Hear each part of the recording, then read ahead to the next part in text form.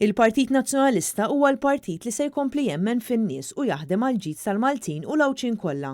Dan kontrast ċar mal-gvern ta' Robert Abela li kapaċi jgverna biss fil-bnazzi. L-ekonomija mhux qed tgħinu, il-kwestjoni tal-Covid u l-mod naħseb ħażin ħafna kif qed jitratta l-Prim Ministru mhux qed tgħinu laqqas.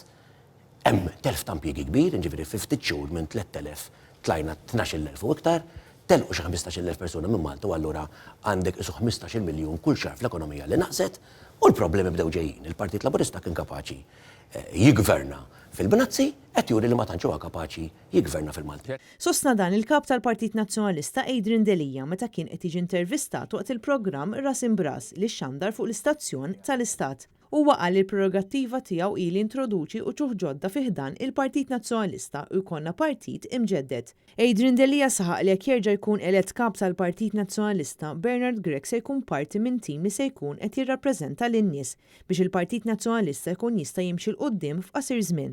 Dwar il-proċess ta' due diligence, il-kap tal-Partit Nazzjonalista qal li kien huwa stess li rrid li jkun hemm dan it-test għax m'għandu xejn xjaħbi.